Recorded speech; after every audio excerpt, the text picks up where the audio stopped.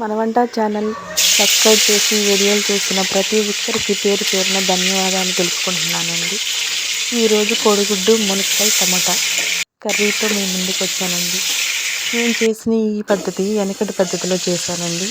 దీంట్లో కొత్తిమీర కానీ ఇంకా మనం వేసే మసాలాలు కానీ ఏమీ వేసుకోకుండా నాచురల్గా మనకి వెనకటి కాలం వండుకునే పద్ధతిలో నేను వండాను. వీడియో ఎక్కడ స్కిప్ చేయకోకుండా చక్కగా వివరంగా చూపించాను. మీరు వీడియో స్కిప్ చేయకోకుండా చూడండి. అలాగే నేను వండిన కూర పద్ధతి మీకు నచ్చితే కనుక సబ్స్క్రైబ్ చేసి లైక్ చేయండి. పేరు పేరున మీ అందరికీ థ్యాంక్ యూ సో మచ్ చెప్పుకుంటున్నాను. నన్ను సపోర్ట్ చేయండి. మన వంట ఛానల్లో మీ అందరికీ మంచి మంచి వీడియోస్ ఇంకా నేను ఇంప్రూవ్మెంట్ అయ్యి మీకు వీడియోస్ మీ ముందుకు తీసుకురావడానికి ట్రై చేస్తాను.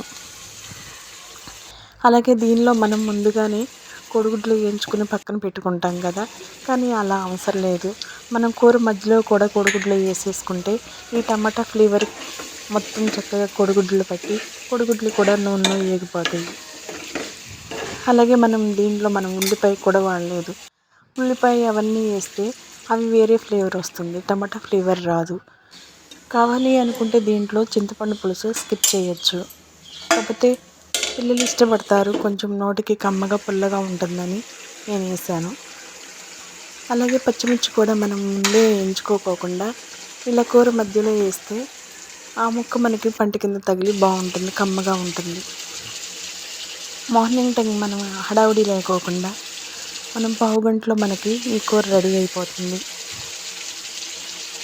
కోడిగుడ్డు టమాటా మునక్కాయ కావాలంటే దీంట్లో మనము ఇంకా ఉప్పు చేపలు అవి కూడా వేసుకోవచ్చు. అవి వేరే ప్రాసెస్. మరొక వీడియోలో మీకు అవన్నీ నేను వివరంగా చూపిస్తాను. చూసారా, కూర రెడీ అయిపోయింది. మనం టయానికి మార్నింగ్ పిల్లలకి హడావుడిగా ఉంటుంది కదా, అలాంటప్పుడు ఇలాంటి తేలిక ప్రాసెస్ కూరలు పెట్టుకుంటే మనం ఈజీగా వాళ్ళకి టయానికి క్యారేజీ ఇచ్చుకోగలం. నేను వండిన కూర మీకు నచ్చినట్లయితే వీడియో చూసి సబ్స్క్రైబ్ చేసి లైక్ చేయండి. Thank you.